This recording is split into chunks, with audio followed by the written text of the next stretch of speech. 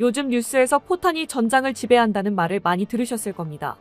그런데 진짜 판을 뒤집어 놓은 포탄은 아직 전쟁터에 나타나지도 않았습니다. 바로 한국의 탄약고에 잠들어 있죠. 한국이 만들어서 아직 선보이지도 않은 미친 기술의 소문만 듣고 서방 군사 전문가들 사이에선 벌써 한국 때문에 전 세계 포탄 기술이 30년은 뒤처졌다는 말까지 나오고 있습니다. 이 국가전략급 특수탄환이 어떻게 분당 220발을 쏟아부으면서 기존 장갑 기술을 완전히 쓰레기로 만들어버렸는지, 그리고 왜 앞으로 전장에 룰이 한국 기준으로 다시 쓰이게 될지 알아보겠습니다. 요즘 전 세계 방산 시장이 한국 때문에 발칵 뒤집혔다는 것은 이제 새삼 말하기도 입 아픈데요.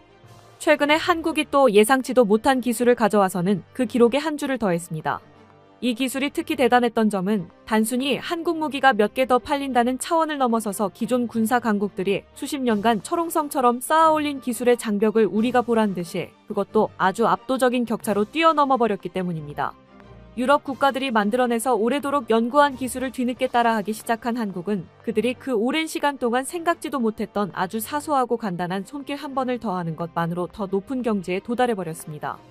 부품의 각도를 딱 7도만 기울여 봤던 것입니다.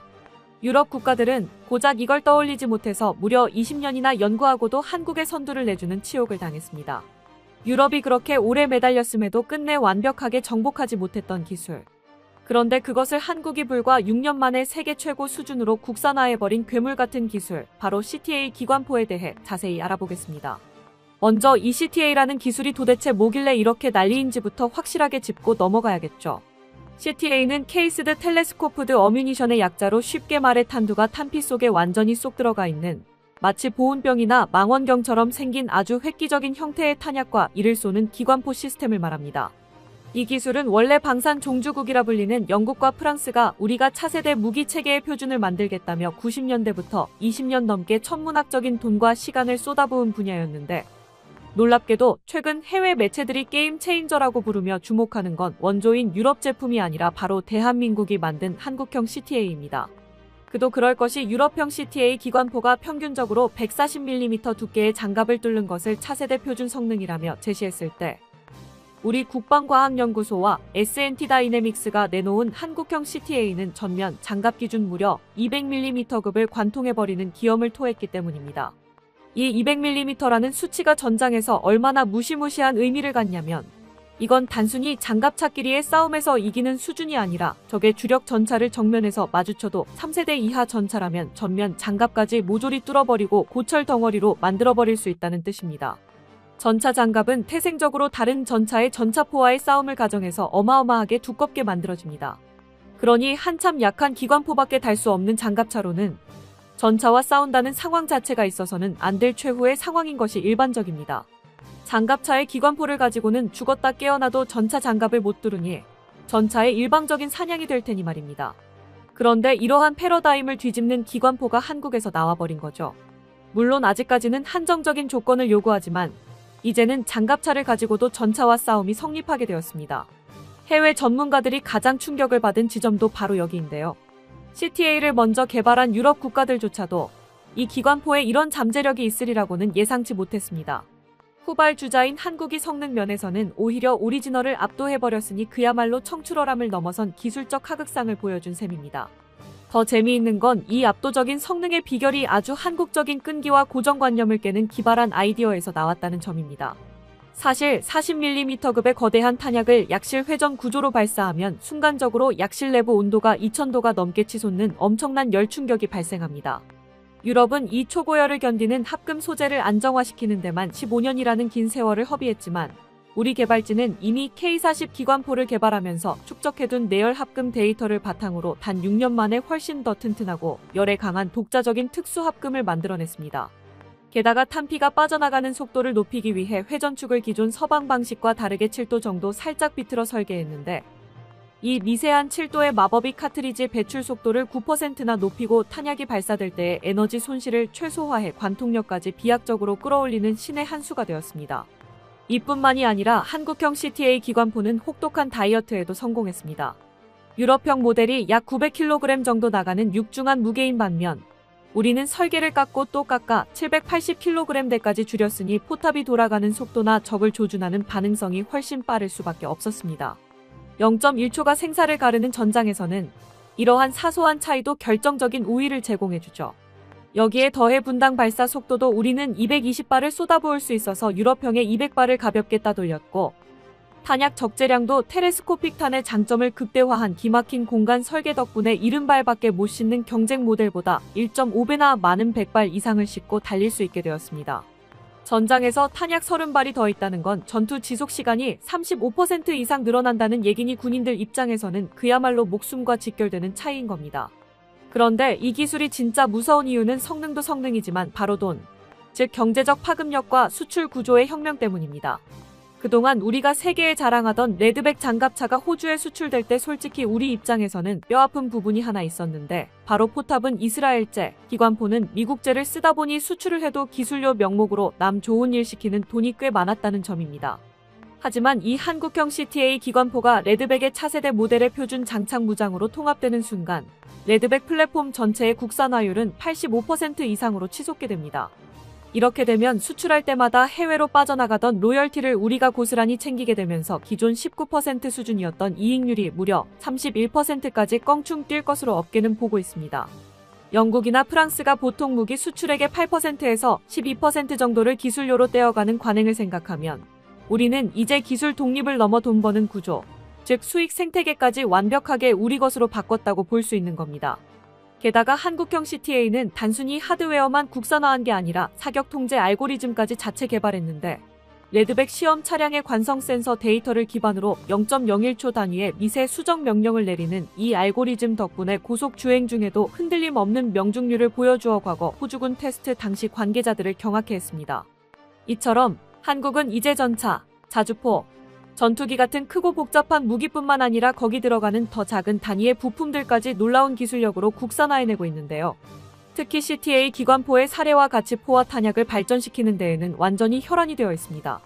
우크라이나 전쟁이 장기화되면서 전 세계적으로 포탄씨가 말랐다는 뉴스 많이들 보셨을 겁니다. 미국과 유럽조차 냉전 이후 군비를 축소하며 생산 라인을 줄여놓은 탓에 급증하는 수요를 감당하지 못해 쩔쩔매는 상황에서 전 세계에 러브콜이 쏟아지는 곳이 바로 한국의 탄약 생산 기업 풍산입니다. 조만간에 전쟁이 끝날 기미가 보이고는 있지만 사실 진짜 세일즈는 지금부터라고 볼 수 있습니다. 우크라이나가 겪었던 비극이 자기 일이 되지 않도록 공포에 질린 전 세계가 무기 비축을 위해 목에 핏대를 세우고 달려들기 시작한 상황이기 때문입니다. 그런데 왜 하필 전 세계가 한국산 탄약에 열광할까요? 이건 단순히 우리가 물량을 많이 찍어낼 수 있어서만은 아닙니다. 가장 큰 이유는 바로 압도적인 신뢰성 때문입니다. 얼마 전까지 러시아가 북한산 포탄을 급하게 수입해서 전선에 투입했다가 불발률이 70%에 달하고 심지어 포신 안에서 탄이 터져버려 아군이 몰살당하는 사고가 빈번하다는 소식이 외신을 통해 여러 차례 전해졌던 바 있죠. 반면에 한국산 탄약은 45도가 넘는 중동의 뜨거운 사막부터 영하 30도가 넘는 동유럽의 혹한기까지 그야말로 지구상 모든 극한 환경에서 완벽하게 작동하도록 혹독하게 테스트를 거친 제품들입니다. 과거 우리 탄약 기업들은 납품 과정에서 군 수뇌부가 오히려 너무 무리하는 것 아니냐고 만류할 정도로 가혹한 조건의 실험을 자처했는데요. 풍산 연구진들은 생산 라인을 새로 세우면서까지 미세 균열을 잡고 화약 배합을 다시 하는 집요함을 보였고, 그 결과가 지금 전 세계 어디에 내놓아도 한국산은 쏘면 무조건 터진다는 절대적인 믿음을 만든 겁니다. 이런 기술력과 신뢰 덕분에 지금 풍산의 장부에는 계약 부채가 급격히 쌓이고 있습니다. 회계 용어라 어렵게 들리지만 이건 빚이 아니라 이미 고객한테 돈은 받았고 물건만 만들어주면 되는 사실상 확정된 미래의 이익입니다. 지금 풍산은 아예 700억 원 넘게 들여서 생산 라인을 2배로 늘리고 있는데, 이는 앞으로 수천억 원의 매출이 더 터질 거라는 확실한 자신감의 표현이기도 합니다.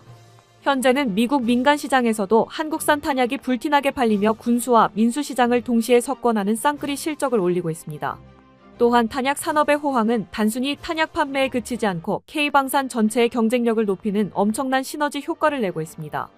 폴란드 같은 나라들이 K2 전차와 K9 자주포를 대량으로 사가는 배경에는 이 장비들을 굴리는 데 필요한 고품질의 탄약을 한국이 안정적으로 그리고 아주 빠르게 공급할 수 있다는 믿음이 깔려 있기 때문입니다. 전투기나 전차는 한 번 팔면 끝이지만 탄약은 소모품이라 수십 년 동안 지속적인 매출이 발생합니다. 유럽 국가들이 지금 부랴부랴 자체 공장을 짓겠다고 나서고 있지만 화약 제조의 핵심 기술과 원자재 공급망을 단기간에 구축하기란 불가능에 가깝죠. 결국 유럽이 탄약을 직접 생산하려 해도 원자재나 핵심 기술은 다시 한국에 의존해야 하는 구조가 형성되고 있는 것이며, 이는 한국이 글로벌 방산 공급망의 최상위 포식자로 자리 잡아가고 있음을 의미합니다. 특히 차륜형 장갑차인 K808의 화력 강화형 모델에 ECTA 기관포가 적용될 경우 기존 30mm급 대비 65% 이상의 관통 효율 상승이 예상되는데, 이는 중동 시장에서 약 20억 달러, 우리 돈으로 2조 6천억 원 규모의 잠재 수출 시장을 열어젖히는 열쇠가 될 것입니다. 최고의 방호력을 가진 레드백 장갑차라는 플랫폼, 그 위에 얹혀지는 세계 최강 성능의 한국형 CTA 기관포, 그리고 그 안에서 불을 뿜는 압도적 신뢰성의 고품질 탄약까지, 이 모든 것을 하나의 패키지로 묶어서 제공할 수 있는 나라는 이제 전 세계에서 한국이 유일한 대안이 되어가고 있습니다. 유럽이 20년 걸려 만든 기술을 우리는 6년 만에 추월해버리는 저력, 그리고 위기의 순간에 빛을 발하는 한국 제조업 특유의 뚝심과 완벽주의, 이것이 바로 지금 전 세계가 K-방산을 두려워하면서도 동시에 열광할 수밖에 없는 이유가 아닐까요? 한국과 폴란드가 공동으로 개발 중인 신형 차륜형 장갑차 NKTO가 그 모습을 드러냈습니다. 폴란드의 군사 전문가 바르트워미에이 쿠차르스키가 지난 9월 1일 자신의 SNS에 폴란드의 새로운 장갑차의 개념도를 올리며, 지난해 현대로템과 폴란드의 국영방산그룹 PGZ가 계약을 맺고 공동으로 신규 장갑차 연구 개발을 추진하고 있었다고 전했는데요. 원래 폴란드는 지난해 7월 현대로템에서 K2 전차 980대를 수입하는 총괄 계약을 체결할 당시 K808까지 수입할 계획이었는데요. 그러나 폴란드 내부의 반대에 부딪혀 직도입 대신 한국과 손을 잡고 새로운 장갑차를 공동으로 개발하는 방향을 선회했습니다. 그런데 이번에 공개된 개념도를 통해 협력 프로젝트라 내세웠지만, 사실상 한국에서 장갑차를 수입하는 거나 다름없다는 걸 알 수 있었는데요. 폴란드제 무인 포탑을 탑재했지만 가장 중요한 차체의 디자인과 구조가 K808과 거의 동일하다는 걸 확인할 수 있었습니다. 도하를 위해 K808이 갖추고 있는 도하판과 워터제트까지 NKTO 장갑차에 적용되어 있었죠. 또 다른 장갑차 프로젝트를 살펴보면 더욱 명확해지는데요. 한화에어로스페이스와 손을 잡고 진행되는 중보병전투 장갑차 프로젝트는 아예 K9의 차체를 그대로 사용하고 레드백의 기술까지 도입하기로 계획되어 있습니다. 폴란드에서는 폴란드제 장갑차 보르숙에 기반하여 제작되는 것이라고 발표했지만, 보르숙의 탑승 인원은 6명인 반면 이 한 폴 합작 중보병 장갑차의 탑승 인원은 8명으로 레드백의 탑승 인원과 동일합니다. 이는 레드백이 한화에어로스페이스에서 K9의 차체를 개발하며 얻은 기술과 노하우로 개발된 장갑차이기 때문이며, K9과 동일한 파워팩을 사용하고 있기도 합니다. 사실상 한국에서 K808과 레드백을 구입하는 것과 크게 다르지 않다는 것이죠. 이렇게 눈 가리고 아웅식으로 우회해서 한국 무기 도입이 진행되는 이유는, 폴란드의 안제이 두다 대통령은 한국 무기 도입에 적극적으로 찬성하는 입장이지만 폴란드 야당 쪽에서 한국 장비 도입을 반대하고 있기 때문인데요. 계약 초기부터 불만의 목소리를 높여왔던 이들은 한국 무기가 도착하고 있는 지금에도 한국 무기를 반대하는 입장을 고수하고 있습니다. 특히 장갑차의 경우 폴란드에서 자체적으로 개발한 보르숙 장갑차에 큰 자부심을 가지고 있기 때문에 전차나 자주포와 달리 계약을 진행할 수가 없을 정도였죠. 때문에 이들을 달래기 위해 두 개의 장갑차 사업은 한국과 폴란드 방산업체 간의 공동 개발로 방향이 틀어지게 된 것입니다. 다만 폴란드 방산업체에서 현재 군에서 원하는 수준의 장비를 원하는 시간 내로 설계 및 개발하고 생산할 능력이 있을 리 없었기에 사실상 한국 업체에서 이미 완성해둔 장비에 기반하여 빠르게 개발을 마치고 납품하는 것을 목표로 하고 있는 것이죠. 한국 장비의 현지 생산이 본격화된다면 독일을 뺨칠 정도로 유럽의 새로운 군수 공장으로 거듭나게 될 폴란드이지만 지금은 자신의 부족함을 깨닫고 한국의 손을 빌려야 할 때라는 걸 잘 알고 있는 것입니다.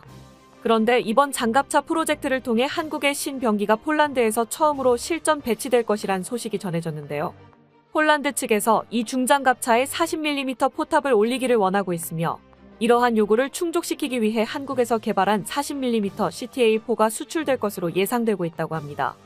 폴란드 군사 매체에서는 폴란드형 중보병 전투차에 30mm 부시마스터 기관포가 장착될 예정이지만 특이사항으로 주포를 40mm로 교체할 수 있다고 전했었는데요. 이 40mm 포를 한국에서 도입하겠다는 것이었죠. 현재 우리나라에서 보유한 40mm는 K21 장갑차에 탑재한 40mm 포와 해병대의 차기상 6장갑차에 탑재하기로 예정되어 있는 40mm CTA4가 있습니다. CTA4란 차세대 탄약인 탄두 내장현 탄약, CTA를 사용하는 기관포를 말하는 것인데요. 추진체가 담긴 금속통 앞에 탄두가 달린 형태의 탄환 구조는 이미 오래전에 완성되었지만 현재 구조적인 문제로 성능 발전의 한계에 부딪힌 상황이었습니다. 재료로 납과 구리 등 금속을 사용하여 제작비가 많이 들 뿐만 아니라 위력을 높이면 길이가 길어질 수밖에 없어 장전을 위한 구조가 복잡해지게 됩니다. 이러한 단점들을 해결하기 위해 개발한 것이 바로 CTA-탄으로 기존 탄약과 달리 플라스틱 탄피 안에 든 화약이 탄두를 감싸는 독특한 형태를 가지고 있습니다. 이 원통형의 탄환은 기존 탄환보다 약간 두껍지만 전체 길이가 짧아 최적이 3분의 2로 줄어들었습니다. 기존 탄 대비 30%나 최적이 줄어들었지만 성능은 그대로 유지되었고, 이는 동일한 최적을 유지할 경우 성능을 30% 이상 향상시킬 수 있다는 것을 의미합니다. 또한 탄의 길이가 짧기 때문에 포의 장전 장치가 작동하는 구조를 단순화시킬 수 있어 장전 시간을 줄이고 발사 속도를 비약적으로 향상시킬 수 있습니다. CTA-탄을 사용하는 중기관총의 경우 회전식 약실이 적용되어 사용된 탄피가 뒤에 들어오는 탄에 의해 자동으로 밀려나기 때문에 별도의 탄피 배출을 위한 장치도 필요 없죠. 탄의 무게와 부피가 줄어들었기에 기존 탄보다 훨씬 많은 양을 휴대할 수 있고 보관 또한 훨씬 용이하여 전반적인 군수 효율성을 높일 수 있습니다. 이러한 장점들 덕분에 차세대 화기 시스템으로서 각국 군사 선진국들에서 연구를 진행 중인 무기인데요. 현재 미국, 프랑스, 스웨덴, 일본 등에서 회전식 약실 방식의 CTA-4를 개발하고 있으며 우리나라에서도 역시 2012년 국방과학연구소 주도로 40mm CTA 기관포 개발에 들어가 이미 2015년에 시제품 개발을 끝내두었습니다. S&T에서 제작한 CTA 기관포는 분당 약 200발의 속도로 40mm CTA-탄을 뿜어낼 수 있는데요. 개발에 성공한 CTA-탄은 연습탄과 날개 안정 철갑탄 두 종류로 이중 날개 안정 철갑탄은 기존의 40mm 철갑탄보다 월등히 강력한 관통력을 가지고 있습니다. 현재 서방의 주력 장갑차들은 30mm 철갑탄을 방어할 수 있는 수준의 방호력을 갖추고 있기 때문에 폴란드형 레드백에 탑재될 40mm CTA-탄은 장갑차 간의 교전에 있어서는 압도적인 우위를 점할 수 있습니다. 강력한 관통력과 연사속도로 방호력이 낮은 3세대 전차까지는 무력화할 수 있을 정도이죠. 또한 이 외에도 장갑차의 주력 탄종이라고 할 수 있는 40mm 고폭탄이 개발 중이며 포신의 직경이 40mm로 늘어난 만큼 기존의 30mm 포신에 비해 다양한 종류의 탄약을 운용할 수 있을 것으로 기대받고 있는데요.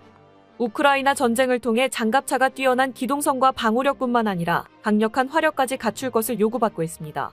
최근 우크라이나 전선에서 러시아군이 구축한 800km에 달하는 거대한 규모의 참호선이 반격의 걸림돌이 되고 있습니다.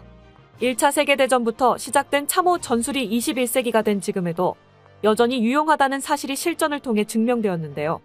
러시아군이 구축한 것과 같은 대규모 방어선을 뚫기 위해선 지금 장갑차의 30mm 포탄으로는 턱없이 부족하다는 결론이 내려졌습니다. 덕분에 화력을 2배 이상 강화시키고 다양한 탄종을 사용할 수 있는 40mm 기관포의 효용성이 높아지고 있으며 기존 40mm 기관포의 치명적인 단점이었던 탄 무게 부피 문제를 해결한 CTA-4가 향후 차세대 장갑차 무장의 표준이 될 것으로 예상되고 있습니다. 한국에서 개발된 CTA 기관포는 2030년 전력화가 예정되어 있는 해병대의 차기 상륙장갑차에 가장 먼저 적용될 예정이었는데요. 폴란드의 요청에 따라 그보다 한 발 먼저 유럽 진출을 달성할 수 있게 되었습니다. 한국인들도 잘 몰랐을 무기를 폴란드에서 어떻게 알아내 구입하고 싶다고 말한 건지 이제는 무서울 지경인데요. 폴란드의 새로운 장갑차 프로젝트가 계획대로 진행된다면 차륜형 장갑차 1000대, 궤도형 중장갑차 700대가 폴란드 육군의 새로운 전력으로 합류하게 됩니다. 우크라이나 전쟁을 통해 기갑 장비는 다다익선이라는 사실이 증명되었지만 1700대나 되는 장갑차라니 국토 방어를 넘어 정말로 러시아로 진격하려는 게 아닌가 싶을 정도입니다. 이번 계약은 비록 한국 장비를 완전하게 수출하는 계약은 아니지만 고가의 탄약 시스템이 포함되며 레드백만큼이나 한국 방산에 큰 이득으로 돌아올 것으로 예상되고 있습니다. 탄약은 소모품인 만큼 매년 수입이 보장되는 새로운 캐시카우라고 할 수 있죠. 또한 해외 수요를 통해 우리 해병대에 도입하기에 앞서 무기를 개량하고 더욱 다양한 탄종을 개발할 수 있는 원동력이 될 수 있을 것 같은데요. 앞서 언급했듯이 CTA 탄약을 개발하고 있는 곳은 대한민국뿐만이 아닌데요. CTA의 선도국이라고 할 수 있는 영국에서는 광범위한 영역의 보병을 제압하기 위한 전방확산탄과 시가전에 적합한 철갑고 폭소위탄의 개발까지 맞춰둔 상황입니다. 이미 경쟁은 시작되었고 경쟁에서 뒤처지지 않기 위해선 한국 역시 다양한 탄종을 개발하기 위해 서둘러야 할 것 같습니다. 이번 장갑차 공동 개발이 진행되며 한국과 폴란드가 단순히 무기를 거래하는 판매자와 구매자의 관계를 넘어 운명 공동체가 되었다는 사실을 보여주었습니다. 최근 공개된 사진 한 장이 큰 화제가 되고 있습니다. 사진에는 강철판에 남은 탄은이 찍혀 있었는데요. 사진만 보면 이게 뭐가 대단한지 알 수 없는 단순한 탄은. 하지만 이건 무려 1km 밖에서, 그것도 일반 대인용 소총에 쓰는 7.62mm 탄이 뚫고 지나간 흔적입니다. 그러니까 일반적으로는 대물용 철갑탄 정도는 되어야 할 수 있는 걸 일반 소총탄으로 한 겁니다. 이 사진을 본 미군도 실험 결과에 흥미를 갖고 있는데요. 놀랍게도 이걸 가능하게 한 건 한국의 어느 중소기업의 기술력이었습니다. 세계 최강이라는 미군조차 예의주시하고 있는 대한민국의 탄환 제조 기술력을 지금부터 자세히 알아보겠습니다. 앞서 보여드린 것과 같은 강철판을 대인용 소총으로, 그것도 1km 이상 장거리에서 뚫어버리는 것은 어지간해서는 할 수 없는 일입니다. 그래서 미군도 그 기술력에 큰 관심을 보이고 있는 건데요. 다른 실험에서 같은 종류의 탄환으로 1km 떨어진 곳에서 3.5mm 두께 강철판으로 사거리 시험을 진행한 결과는 놀라웠습니다. 30발 중 빗나간 8발을 제외한 22발이 모두 강철판을 관통하는 데 성공한 겁니다. 거리를 고려하면 명중률 자체도 준수한 데다 한 발이라도 맞으면 거의 100% 확률로 뚫린다는 거니 얼마나 무시무시한 위력인지 알 수 있는데요. 그렇다면 그 정도 장거리가 아니라 일반적인 교전 거리에서 쏘면 어떻게 될까요? 이 역시 상상을 초월하는 결과를 보여줬습니다. 이번에는 100m에서 실제 장갑차를 만드는 데 사용되는 6.5mm 두께 방탄강을 대상으로 성능 시험이 진행되었는데요. 이걸 뚫을 수 있다면 실전에서도 장갑차를 상대할 때에도 장갑을 관통해 유의미한 타격을 줄 수 있다는 의미가 됩니다. 그렇기에 이 시험의 결과는 매우 중요한데, 시험에는 소총용 5.56mm 탄환이 사용되었습니다.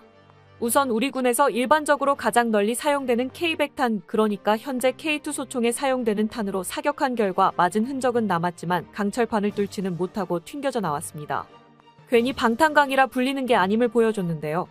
그렇다면 한국이 개발한 고성능 5.56mm 탄으로 쏘면 어떻게 될까요? 앞서 사격한 K100탄과 달리 튕겨나오지 않고 그대로 판을 뚫고 지나갑니다. 거기다 여러 발을 쏜 결과 탄착군도 K100에 비해 좁게 형성되었는데요. 어찌나 탄착군이 모여있는지 판이 뚫린 곳으로 손가락을 넣을 수 있을 정도였습니다. 한 발 한 발의 위력 자체도 위협적인데 명중률까지 높은 겁니다. 근거리 집중 사격이 가능한 상황이라면 적차량 승무원들을 삽시간에 전멸시키는 것도 충분히 가능하다는 것을 예상할 수 있습니다. 이러니 미군이 이 기술에 눈독을 들이지 않을 수 없는 거죠. 하지만 미군 입장에서는 아쉽게도 이미 한국의 한 중소기업이 이 탄환을 만든 기술을 미국은 물론 러시아와 EU 등 주요 군사 강국들의 특허 등록을 해놓은 상태입니다. 그렇다면 미군도 탐내는 이 무시무시한 기술을 만든 이들은 누구일까요? 그 주인공은 방산기술업체인 두레텍. 2012년 설립된 이 회사는 사원 수가 한 자릿수에 불과한 중소기업이지만 이미 2017년 기존 탄환보다 사거리가 40% 이상 증가한 데다 수중에서도 사용이 가능한 수륙 양용 탄환을 국산화하는 등 이전부터 뛰어난 기술력을 자랑해왔습니다. 그런 두레텍의 주력 상품은 바로 앞에서 보여드린 5.56mm 및 7.62mm 고성능 탄. 두레텍의 탄환이 K100 등 기존 탄환보다 우수한 성능을 자랑할 수 있는 비결은 그 특수한 모양에 있었습니다. 두레텍제 고성능탄은 탄환 뒷부분에 홈을 파서 만드는데, 이 때문에 공기 저항이 줄어들어 일반적인 탄환보다 명중률도 높아지고 발사 시의 위력도 더 잘 유지할 수 있게 된 것입니다. 공기 저항을 줄인 것만으로도 충분히 성능을 강화할 수 있었지만 두레텍은 여기서 그치지 않고 한 발 더 나아갔습니다. 탄의 무게 중심을 앞으로 당겨 날아갈 때 앞부분이 흔들리지 않게 해꼬이는 관통력을 더욱 향상시켰습니다. 이처럼 탄 자체의 성능도 대폭 강화되었지만 그 밖에도 고성능탄의 장점은 더 있습니다. 발사체 내부 구성물과 재질을 경량화해 기존 탄약보다 약 40% 더 비축할 수 있게 했고, 향후 탄피를 경량 플라스틱 폴리머로 바꾸면 80%까지 늘리는 것도 가능할 것으로 전망됩니다. 또한 탄의 납을 사용하지 않아서 친환경 탄으로도 각광받고 있는데요. 무엇보다 가장 큰 장점은 이런 다양한 성능을 갖춘 탄환이지만 별도의 규격을 채택하지는 않는다는 것입니다. 즉, 전용 화기 없이 기존 무기에서도 아무 문제 없이 사용할 수 있죠. 그냥 기존 K2나 M16 같은 돌격 소총으로 사용하더라도 대물용 화기와 같은 성능을 기대할 수 있게 된다는 의미입니다. 비용과 시간을 들여서 신무기를 개발하지 않더라도 단순히 탄만 양산할 수 있다면 보병 화력을 획기적으로 끌어올릴 수 있기에 경제성 면에서 매우 효과적이라 할 수 있습니다. 사실 이 점이야말로 미국이 두레텍의 고성능탄 기술을 눈여겨보고 있는 가장 큰 이유 중 하나입니다. 미국도 기존의 비슷한 목표를 달성하기 위해 개발 프로젝트를 진행하고 있었습니다. 그러나 이들은 규격의 변경 없이는 이만한 성능을 뽑아낼 수 없을 것이라고 생각해 규격 구경을 6.8mm로 늘렸습니다. 당연히 탄환에 맞추어 새로운 제식 소총도 개발해야만 했죠. 그런데 한국이 6.8mm 구경 제식 소총 개발을 통해 이루고자 했던 것을 더 범용성 있게 더 저렴한 비용으로 이룬 것입니다. 6.8mm라는 구경 자체가 보통 사람들에게는 낯설 것입니다. 이는 이 구경의 탄이 미국에서 만들어지기 시작해 주로 군대가 아닌 민간에서 사냥용으로 사용해왔던 규격이기 때문입니다. 기존 5.56mm 탄이 사람보다 더 두꺼운 가죽과 지방층을 가진 멧돼지나 사슴과 같은 대형 동물 상대로는 위력이 저감되는 경향이 있어 본래는 이를 극복하고자 만들어진 게 6.8mm 탄인데요. 두꺼운 가죽도 쉽게 뚫을 수 있는 그 관통력에 미군도 관심을 보여 아프가니스탄과 이라크 전선 등에서 실전 테스트를 하는 등 이전부터 제식화를 꾸준히 시도해왔습니다. 이는 최근 들어 방탄복 제조 기술이 너무 발달해서 이젠 9mm, 7.62mm, 5.56mm 등 기존 제식탄들로는 지근거리에서 1.4를 하는 것으로도 뚫어내기가 힘들어졌기 때문입니다. 이에 맞서 방산업계는 어떤 적이라도 뚫어버릴 수 있는 일격필살의 탄을 양산화하려 하는 건데요. 그래서 미군은 작년에 차기 신형 제식화기 사업의 총기와 탄약 모두 6.8mm 구경인 시그 454의 XM7과 XM250을 최종 선정했던 바도 있습니다. 그런데 이 XM7 등 6.8mm 구경화기에 아예 근본적으로 6.8mm 탄 자체가 군사용으로서 효율성이 얼마나 있는 것인지에 대해서는 미국 현지에서도 여전히 의문이 제기되고 있습니다. 우선 탄약 무게부터 사업에서 탈락한 다른 후보들의 것들과 비교해서 가장 무거워 보관 시 비축량이 상대적으로 적을 수밖에 없었습니다. 거기다 XM7의 경우 총열이 다른 주요 소총들과 비교해 상대적으로 짧은 편인데 이를 극복하고자 탄속을 높이는 선택을 했고 이에 더불어 약실 압력까지 높여버리는 바람에 반동까지 과하게 심해져 7.62mm 탄 수준이 되어버렸습니다. 이는 미군 측에서 총을 가능한 가볍게 만들면서도 7.62mm 탄보다 더 강한 성능까지 요구해서 생긴 문제인데요. 사격 시 반동을 최소화하기 위해서는 총의 무게가 일정 수준 이상은 되어야 한다는 걸 생각하면 미군의 요구 자체가 현실적으로 실현이 어려웠던 거라고 봐야 합니다. 실전성까지 고려하면 문제가 더욱 커지는데요. 한 발 한 발의 위력은 강해도 반동이 큰 탄환은 어지간한 명사수가 아니고서야 정확한 사격을 방해하는 변수들이 사방에 깔린 전장에서는 쓸모가 없어질 가능성이 매우 커집니다. 목표와의 거리가 멀어질수록 더더욱 그렇고요. 생각해보면 애초에 모든 적이 방탄복을 입고 있을 가능성 자체가 장비 생산 비용을 고려하면 극히 드문데 방탄복을 뚫자고 이런 식으로 다른 모든 이점을 희생하는 게 맞냐는 주장까지 나오고 있습니다. 문제점은 여기서 그치지 않습니다. 구경 자체가 일반적인 소총탄으로 쓰는 5.56mm보다 대형이라 20발 탄창을 쓰게 되는데 상당수의 주요 소총 탄창에 30발이 들어간다는 걸 생각하면 이 또한 한 발 한 발의 목숨이 오가는 실전에서는 큰 단점이 될 수 있습니다. 쉽게 말해 내가 먼저 총알이 떨어져서 당할 가능성이 커진다는 겁니다. 그리고 무엇보다 가장 큰 문제는 이 6.8mm라는 규격 자체에 있죠. 탄환 규격을 바꾸게 되면 기존에 쓰던 미군 무기들이나 타국의 무기들은 무용지물이 된다는 것입니다. 기존 미군 총기는 물론 세계 대다수 국가들의 주요 총기는 5.56mm나 7.62mm, 권총으로까지 범위를 넓히면 9mm 등 구경에 최적화되어 있습니다. 그래서 그 사이에 낀 애매한 사이즈인 6.8mm 탄은 그 기준에 맞춰 제작된 총이 아니면 호환이 되지 않습니다. 물론 미군 수뇌부가 이걸 모를 정도로 바보가 아닌데도 6.8mm를 제식으로 채택한 건 미국은 민간 총기 휴대 및 사용이 자유로워 민수용 총기까지도 고려해야 하기 때문입니다. 앞서 언급했듯 6.8mm 총은 사냥용으로 더 각광받는데요. 이런 것까지 생각하다 보니 군사용으로는 여러모로 부적합한 6.8mm를 제식으로 채택한 것이 아니냐는 분석도 나오고 있습니다. 이렇듯 6.8mm 구경을 제식화기로 채택하면서 여러 시행착오를 겪고 있는 미국으로서는 별도의 전용 총기가 없이도 기존 탄환보다 강력한 관통력을 자랑하는 두레텍의 고성능탄에 눈길이 가지 않을 수 없을 겁니다. 특히 두레텍의 고성능탄은 만들 때의 공법이 성능의 비결이라서 소총 등 일반 총기 탄환뿐 아니라 다른 종류의 탄에도 적용할 수 있다는 큰 장점이 있습니다. 총탄이 아니라 포탄도 뒤에 홈을 파고 무게 중심을 앞으로 옮기는 식으로 만들 수 있으면 충분히 성능 향상이 가능하다는 것이죠. 국군에서도 두레텍의 기술을 K9 자주포탄 제조에 사용하면 사거리가 3배 이상 늘어날 수 있을 것으로 전망했습니다. K2 흑표 등 다른 병기들의 포탄에도 마찬가지로 적용할 수 있습니다. 이런 범용성을 높이 특전사는 이미 작년부터 고성능탄 12만 발을 우선 공급받아 사용했고 실전 사용 결과 군사용으로 적합하다는 판정을 내렸습니다. 이에 군은 2026년 전면 도입을 목표로 두레텍과 함께 고성능탄 대량 생산을 추진 중인 것으로 알려졌습니다. 계획이 차질 없이 실행된다면 우리는 미군도 부러워하는 세계 최고 수준의 재래식 전력을 갖게 되는 건데요. 세계 그 누구도 함부로 얕볼 수 없는 화력 강국 대한민국의 모습을 하루빨리 볼 수 있기를 기대해봅니다. 끝까지 시청해주셔서 감사합니다. 도움이 되셨다면 좋아요를, 다른 이야기도 궁금하시면 구독을 눌러주세요.